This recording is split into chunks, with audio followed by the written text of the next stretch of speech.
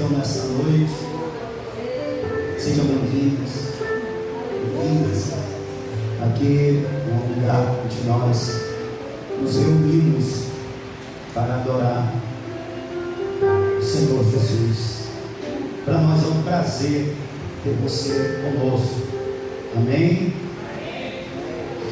Esse culto foi pensado para que você tivesse a oportunidade de conhecer um pouco do Deus a qual nós adoramos, conhecer um pouco da vontade dele, ou o plano de salvação dele para a sua vida. Amém?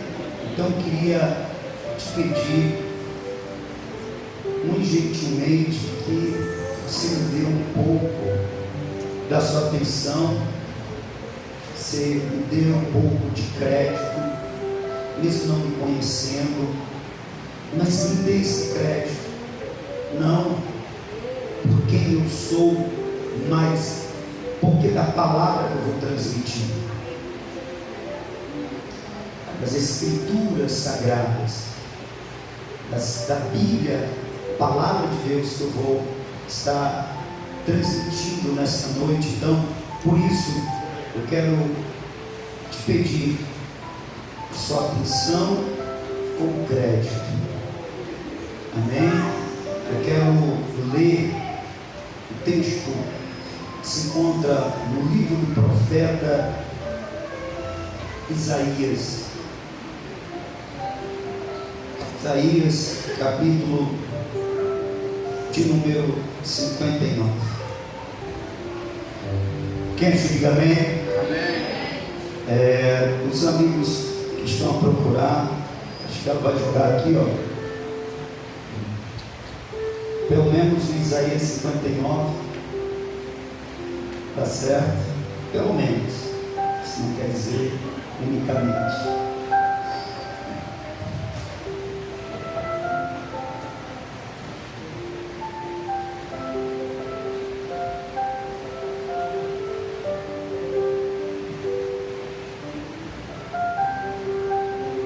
Amém? Amém? Diz assim: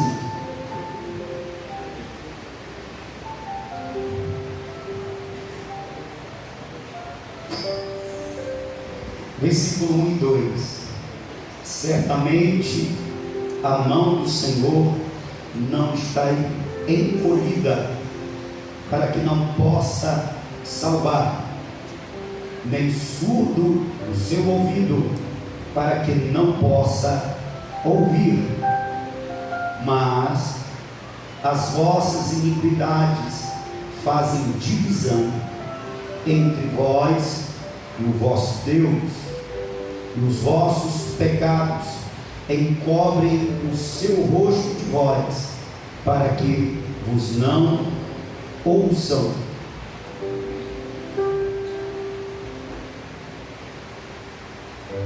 Eu quero falar desse mal terrível, do seu principal dano,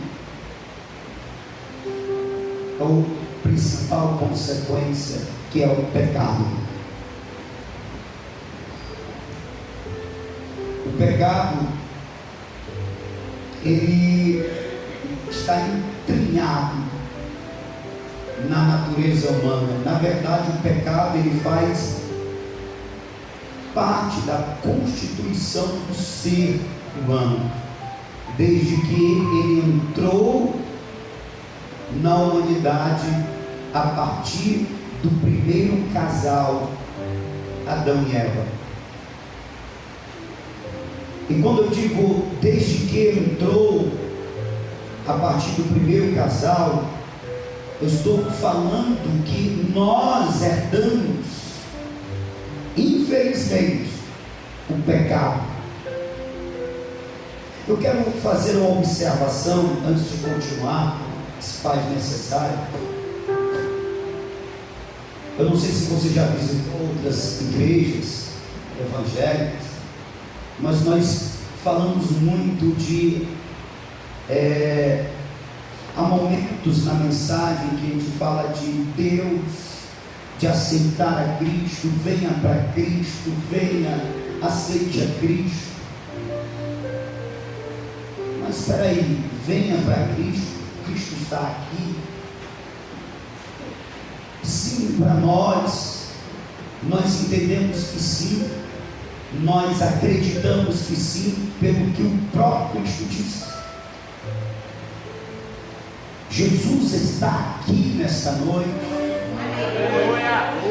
porque Ele disse que estaria com os seus discípulos todos os dias, até a consumação dos séculos.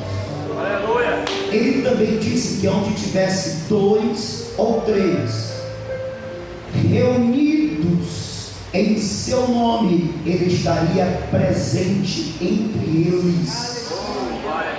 E aqui tem mais de 2, mais de 3 reunidos no nome de Jesus. Portanto, Ele está presente.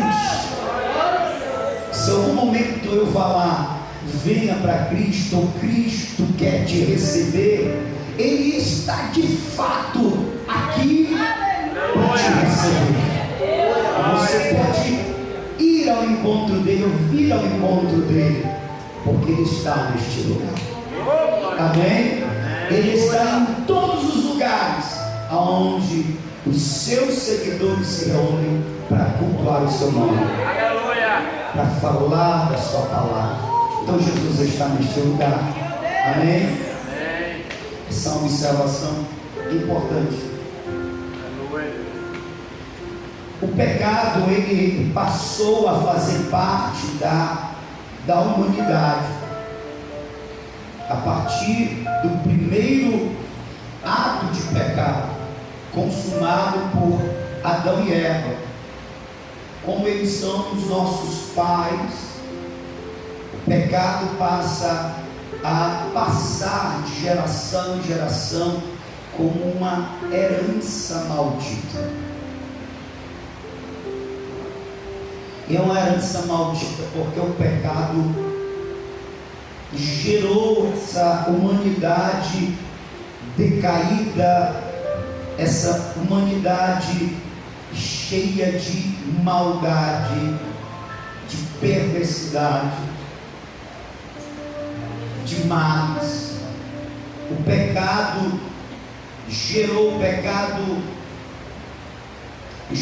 no ser humano os maus pensamentos, os maus sentimentos, tudo que é mal, os maus desejos. Por causa do pecado, o homem passou a invejar, a cobiçar, a ser ganancioso. Por causa do pecado também, o ser humano adoece, envelhece e morre. O pecado trouxe como consequência, como dano, a morte biológica e a morte espiritual. Em Gênesis capítulo de número 3, está lá Deus dizendo ao homem no versículo de número 19: por causa do pecado, tu és pó e ao pó retornarás. A morte biológica. Mas lá pelo versículo de número 21, 22, não bota tudo não, que se eu errar pode botar, brincadeira. Deus fala assim: o homem agora é como nós, conhecedor entre o bem e o mal, para que ele não coma da árvore da vida e viva para sempre. Vamos tirá-lo do jardim. E Deus expulsa o ser humano, o homem e a mulher, aquele primeiro casal da qual todos nós viemos, do jardim, e coloca um querubim com espada flamejante em fogo para guardar o jardim, para que o homem não intente voltar e coma da árvore da vida e viva eternamente. Quando Deus expulsa o homem do jardim, Deus está expulsando o ser humano de sua presença. Porque o jardim, acorda, crente, me ajude em oração ao invés de cochilar.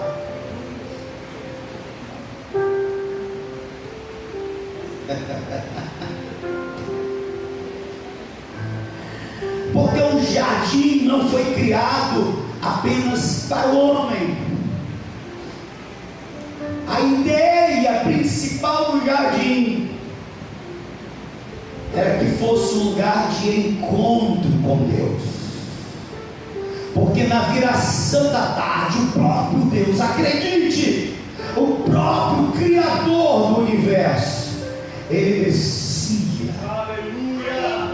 para ter com aquele casal, e aquele casal conseguia ver, deslumbrar, ver, se comunicar, se relacionar com o Deus vivo, o Deus Criador.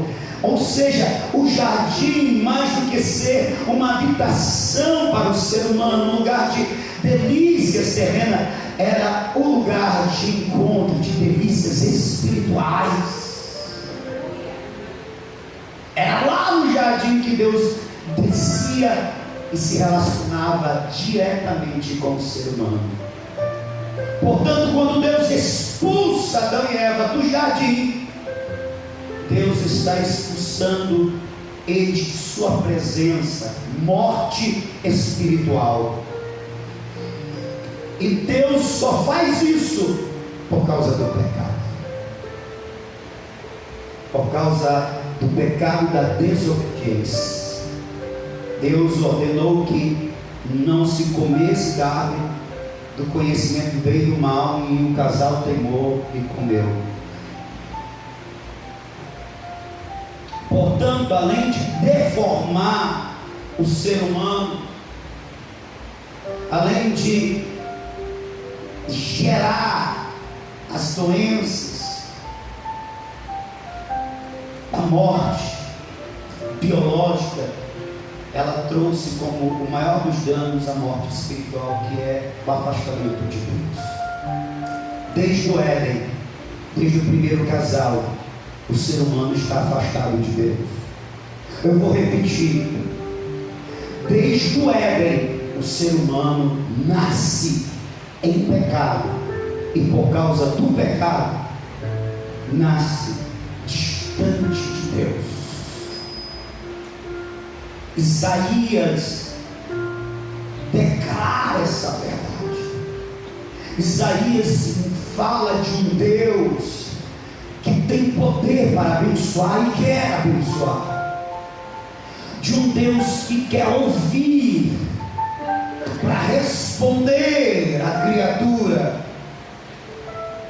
mas que é impedido de se relacionar com o ser humano por causa dos pecados.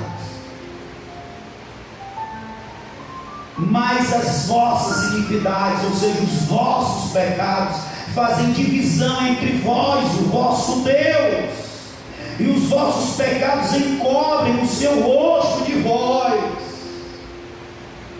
É como se houvesse uma muralha, uma barreira que separa, que divide o homem do Deus verdadeiro, para que não vos ouça.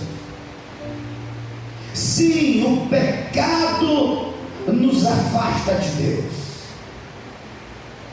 O pecado nos distancia de Deus.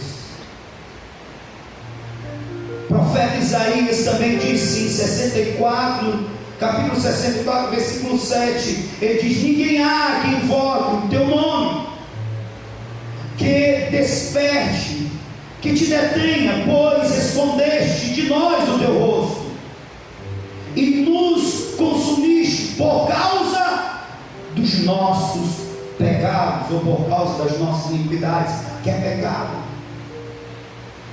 Deus encobriu o seu rosto para não ver, não se relacionar com o povo por causa dos pecados. Isaías ainda diz que Deus se voltou para os consumir por causa do pecado. Além de afastar, além de distanciar o homem, a mulher de Deus, o pecado ainda atrai o juízo divino, provoca a ira divina, para que Deus se volte contra o pecador, para o punir, para o julgar e condenar. Esse é o mal maior que traz o pecado. O salmista Davi, no Salmo 66, versículo 18, ele diz: se eu no coração tivesse usado da maldade, o Senhor não me teria escutado. Ou seja, se eu tivesse me valido do mal, que é o pecado, Deus não o ouviria, porque o pecado afasta o ser humano dele. Adão e Eva foi afastado. Nós temos exemplos nas Escrituras de campeões de Deus que perderam a comunhão com o divino por causa do pecado. Em Juízes capítulo 16, versículo 20, está escrito que Sansão, homem escolhido para ser usado por Deus, para ter, portanto, intimidade com Deus e ser por Deus usado, ele viveu uma vida de pecado, sem levar em conta a palavra de Deus, os mandamentos de Deus. E chegou um momento em que ele despertou de um sono. Dalila havia lhe cortado as tranças e disse: Sansão, os filisteus vêm contra ti. Ele se levanta dizendo: de novo eu vou vencer os meus inimigos. Mas as Escrituras dizem que ele não sabia que o Senhor havia se retirado dele por causa da vida de pecado. O pecado nos afasta de Deus. Eu estou repetindo isso porque há pessoas que se enganam e querem continuar enganadas. Não, eu tenho Deus no meu coração. Você pensa que tem, me desculpe, mas essa é a verdade. A tua palavra, o teu pensar, o teu achar não vai ser verdade, porque a verdade está na palavra de Deus. E como eu li aqui, como escrito está, todos que pecam estão distantes de Deus. Aí Romanos 3 e 23 diz que todos pecaram, estão destituídos de Deus. Por quê? Porque o pecado é universal, está em todos os seres humanos, porque já herdamos nós já nascemos em pecado, ele já nasce e faz parte da nossa constituição de ser. O sábio Salomão disse: quem pode dizer, purifiquei o meu coração, estou limpo do meu pecado? Quem é que pode dizer? Eu purifiquei meu coração, eu estou limpo do meu pecado.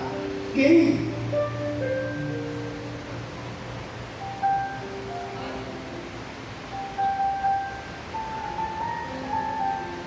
O salmista Davi, no Salmo 53, versículo 3, ele diz: desviaram-se todos e juntamente se fizeram imundos, não há quem faça o bem, não há nenhum sequer. E João, primeira epístola de João, capítulo de número 1, versículo 8, ele diz: aquele que diz que não tem pecado nenhum se engana, e a verdade não está nele.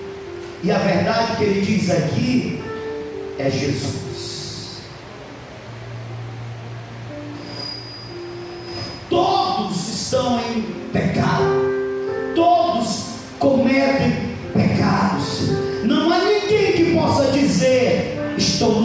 pecado. Não há um sequer, como disse o apóstolo Paulo em Romanos, não há um justo, nenhum sequer, todos se desviaram. Sim, todos estão na condição de pecadores, e nessa condição estão distantes de Deus. Deus quer ouvir, mas é impedido pelos pecados. Deus quer abençoar, mas é impedido pelos pecados. Deus quer se relacionar, é o que o texto quer dizer. Deus quer se aproximar, mas não pode, por causa dos pecados. E para não ser muito genérico, eu quero falar de 3 pecados que são bem comuns, principalmente aqui no Brasil. Eu vou tentar ser rápido, tentar correr, porque do tempo. Existem 3 pecados que são bastante comuns. O primeiro dele é a idolatria.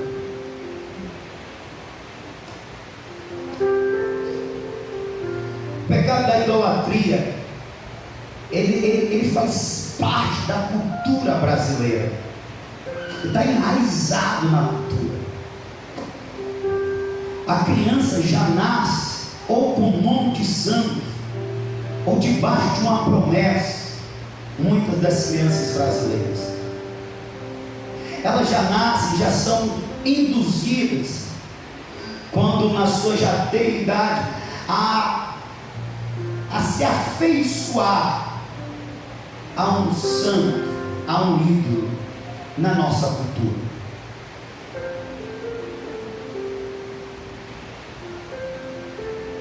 Mas a idolatria é um pecado terrível.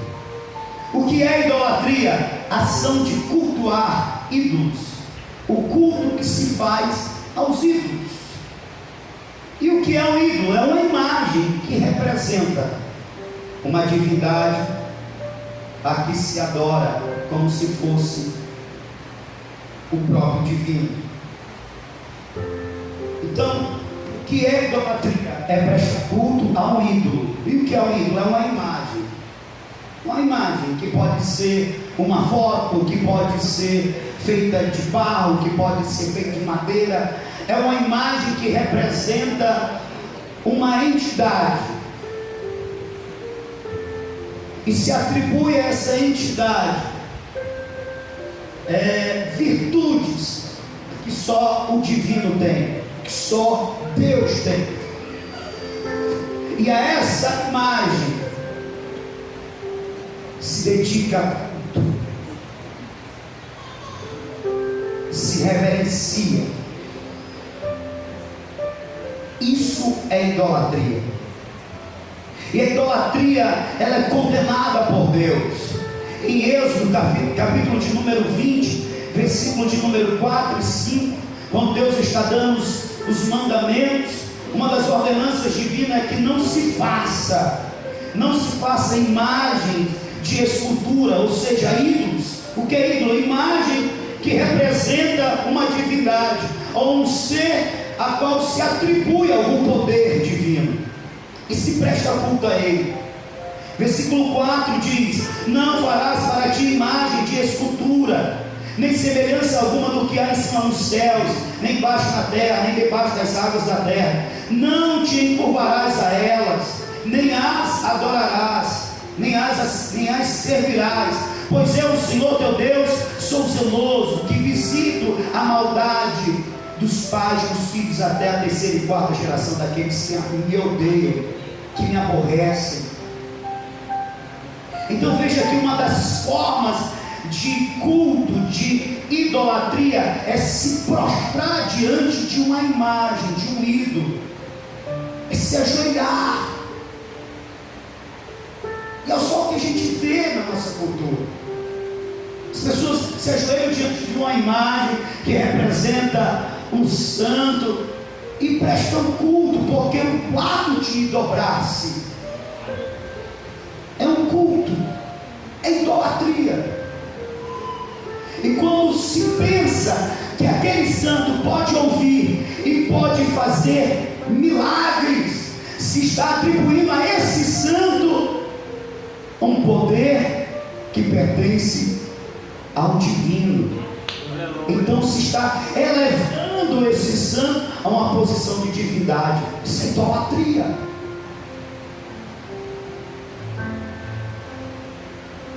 Se prostrar diante de uma imagem, servir essa imagem. Servir como? Levando oferendas, ofertas.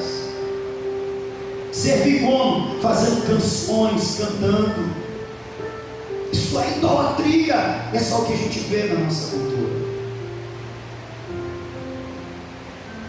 Em Deuteronômio, capítulo de número 4, Deus ordena ao seu povo que tome cuidado para que não caia em outro tipo de idolatria. Qual outro tipo de idolatria? Porque em Êxodo 20 está falando de fazer imagens, de representações de seres que há nos céus, tipo anjos, ou então seres como se cultuava antes, aves, né? Ou a lua, as estrelas, ou do que há na terra. Mas em Deuteronômio 4, Deus ordena que o povo tome cuidado para não fazer nenhuma representação dele. Preste atenção. Não fazer nenhuma representação dele. Deuteronômio 4, versículo 15 ao 19. Olha o que ele diz: no dia em que o Senhor vosso Deus falou convosco em Horebe para entregar os mandamentos, no meio do fogo, não viste figura nenhuma, portanto guardai com diligência as vossas almas, para que não vos corrompais, fazendo um ídolo, uma imagem de qualquer tipo, figura de homem ou de mulher, de algum animal que vive na terra, ou de algum pássaro que voa pelos céus.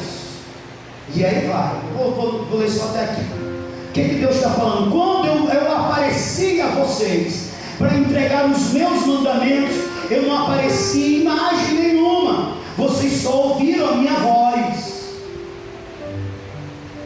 Parafraseando, é Deus falando assim, ó, e eu fiz isso de propósito. Eu não me apresentei em forma nenhuma, justamente para que vocês não fizessem uma imagem de escultura me representando. Eu não quero ser representado por imagem nenhuma. Mas hoje em dia se fazem imagens do Deus Filho, de Jesus, e se prostram diante dela, e prestam culto diante da imagem. Ele crucificado, ele de todo jeito, até ele morto, se cultuam Jesus morto, se cultuam Jesus crucificado. E Jesus quem é? Não é Deus? É! No princípio era o verbo estava com Deus, e o verbo era Deus. E vimos a sua glória como um engenho, cheio de graça e de verdade. E João testificou dele: eis o Cordeiro de Deus que tira o pecado do mundo. Jesus é Deus.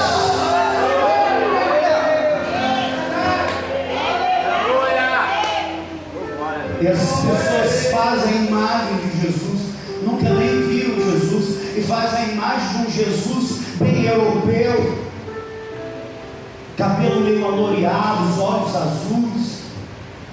Jesus não é assim, e Jesus não quer ser adorado assim. Jesus mesmo disse que o Pai procura adoradores que o adorem em espírito e em verdade, que não precisa se prostrar diante de uma imagem para acreditar que Ele existe, porque a imagem, o ídolo, tem boca, mas não fala, tem ouvidos, mas não ouvem, tem mãos, mas não apalpam, tem pés, mas não andam. Mas o nosso Deus, Ele tem boca e Ele fala, Ele tem ouvido, Ele ouve, Ele tem mão e Ele estende para abençoar, Ele tem pés, Ele anda para salvar.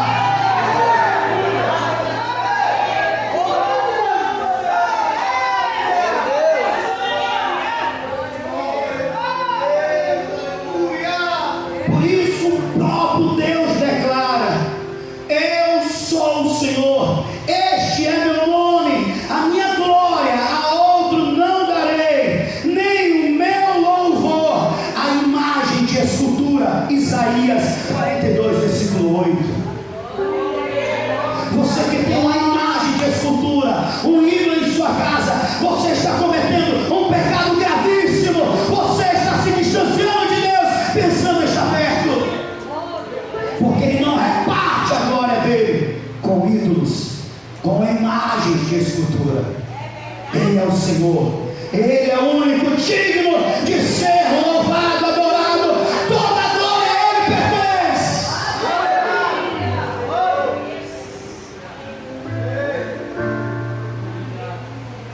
No nosso Brasil nós temos festa aos santos, nós temos cultos ao Deus morto, nós temos culto a um Deus que está pregado ainda na cruz. Ei, Jesus já desceu da cruz, Jesus não está mais na cruz, Jesus agora está sentado à destra do Pai, Ele reina, Ele está triunfante, Ele está à destra do Todo-Poderoso, sendo adorado pela igreja e pelos anjos que o assistem.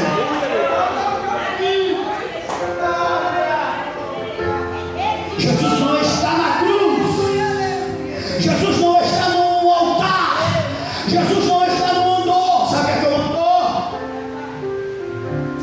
É um objeto que se coloca a imagem, porque a imagem não anda, ela precisa que alguém carregue ela. Ele não está no altar, Ele não está no andor, Ele está no meio da sua igreja. Onde estiver dois ou três reunidos em meu nome, eu estarei no meio. Estarei conosco todos os dias, até a consumação do céu. Ele está no meio do seu povo, para ser reverenciado, amado.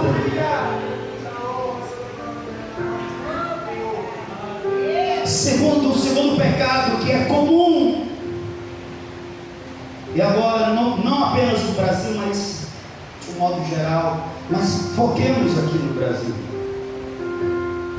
é a imoralidade sexual. Lembra do que eu disse?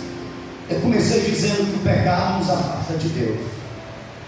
Deus se aproximar, mas não pode, por causa do pecado. E olha o pecado que é comum na nação brasileira: a imoralidade sexual. O que é imoralidade sexual, pastor? Segundo a palavra de Deus, o que é moral sexualmente é a relação entre um homem e uma mulher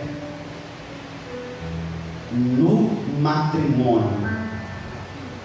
O que é moral, o que é correto segundo o padrão de Deus, para quem quer se relacionar com Ele, para quem não quer pecar e se distanciar dele, é a relação de um homem e uma mulher, ou seja, ela é heterossexual, dentro do casamento, ou seja, dentro de uma aliança, até que a morte separe. E o que é imoral? É tudo que está fora disso. Tudo que está fora disso. Exemplo, adultério. Faz parte da imoralidade sexual. Por quê? Porque no adultério o homem ou a mulher deixa de se relacionar, estou falando de relação sexual, de se relacionar com o esposo, para se relacionar com outro homem, que não é o seu cônjuge. O esposo se relaciona com outra mulher, que não é a sua esposa. Está fora do matrimônio. Outro exemplo, a Bíblia chama de fornicação. O que é a fornicação? É a relação sexual que se dá entre um homem e uma mulher, que não estão aliançados pelo matrimônio. É o que a gente comumente conhece como se juntar, ou ficar, ou transar. E hoje em dia é comum, namora-se, transa, tem relação sexual fora do casamento. Isso é imoralidade sexual. Outro exemplo, prostituição, o aluguel do corpo por algumas horas para ter o ato sexual. É pecado aquele que aluga, ganha dinheiro, e aquele que paga. Imoralidade sexual. O que é imoralidade sexual? Também é a relação de um homem com um homem, de uma mulher com a mulher. O o incesto. Tudo isso é imoralidade sexual. As orgias, a troca de casais,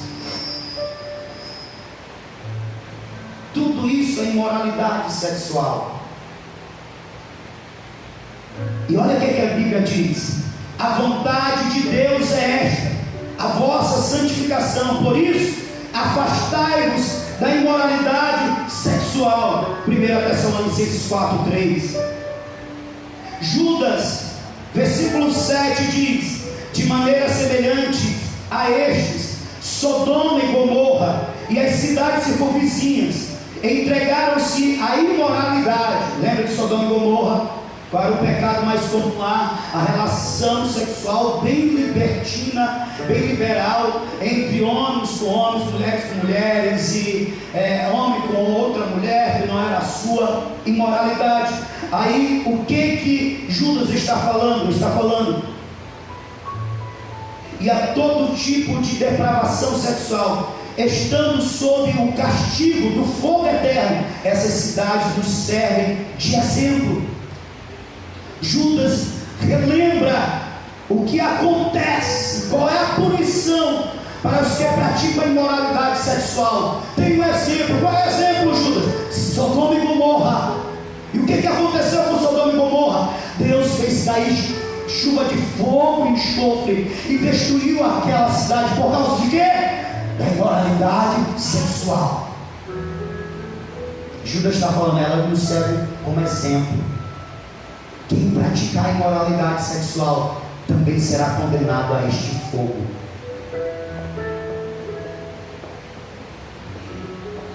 O terceiro pecado que eu quero falar, e eu estou caminhando para o fim,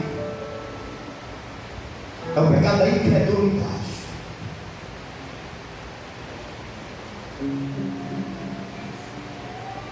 Jesus falou o seguinte: por isso, quem crer no Filho, quem crer em mim, tem a vida eterna. O que todavia se mantém rebelde contra o Filho não verá a vida, mas sobre ele permanece a ira de Deus.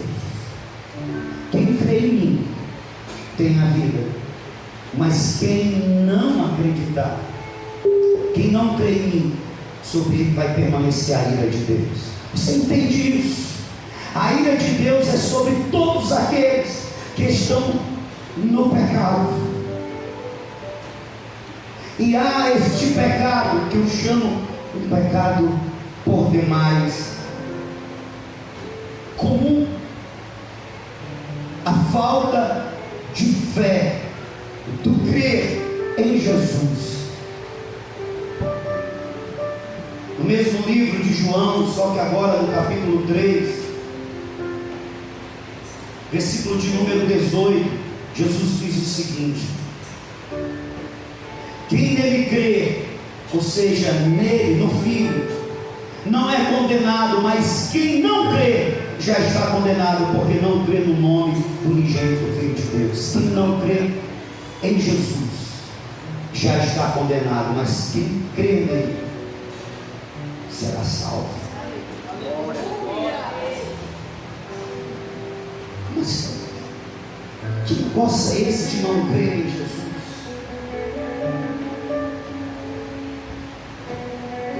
Isso é porque tem muitas pessoas que pensam que o fato de conhecerem que Jesus existiu, que Jesus é o Salvador do mundo, é o suficiente. Eu conheço. Pensam que esse conhecer é crer.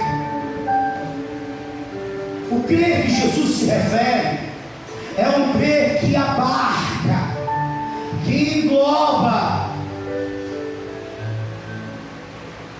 Acreditar que Ele veio ao mundo para perdoar os pecadores dos seus pecados, remover o pecado que afasta o ser humano de Deus. e aproximar o ser humano de Deus depois dessa remoção. E ele fez isso por intermédio da cruz, porque na cruz ele carregou sobre ele os nossos pecados. Por isso ele pode nos perdoar, porque ele sofreu nele a condenação do pecado que era para nós. O crer envolve isso, acreditar que porque ele fez isso, ele se tornou o Salvador de todos aqueles que se aproximam dele, arrependidos e dispostos a deixar a vida de pecado e viver para ele. O crer envolve acreditar que ele é Deus, ele é Senhor, e como Senhor ele exige que nós sejamos servos, ou seja, estejamos dispostos a viver uma vida para servi-lo. O crer envolve isso.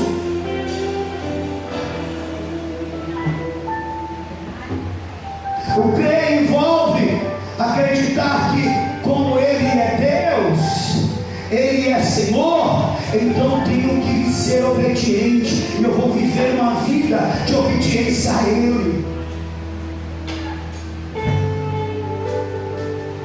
Ele é o Salvador, então se ele é o Salvador, eu preciso me aproximar dele, pedindo a ele que me salve do pecado que me condena a uma morte eterna.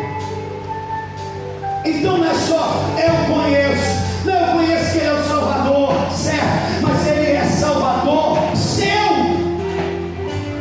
Não, eu conheço que ele é Senhor, mas ele já se tornou Senhor seu. Ou seja, você se colocou como servo dele para viver uma vida para servi-lo.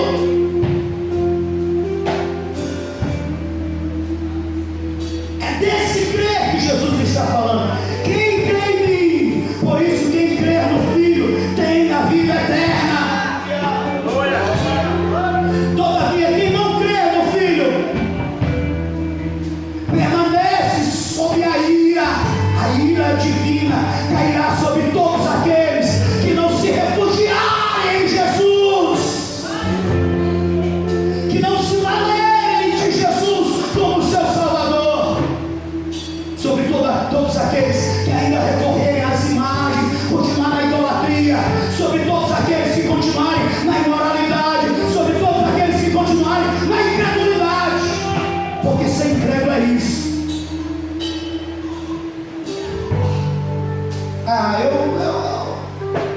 Eu sei que ele é Senhor, mas eu ainda não aceitei como Senhor. Você é ser incrédulo.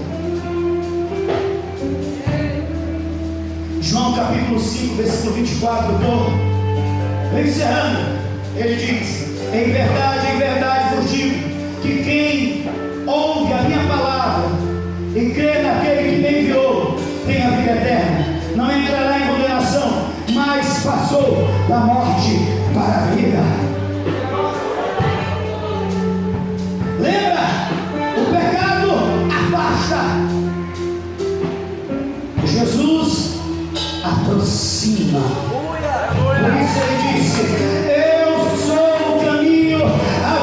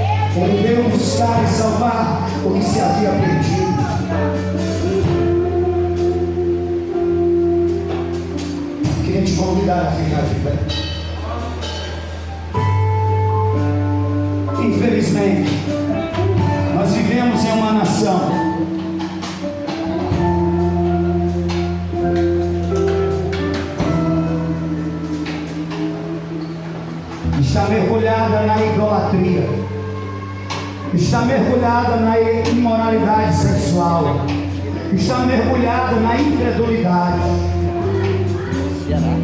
Infelizmente, as Escrituras afirmam em Apocalipse 21, versículo 8: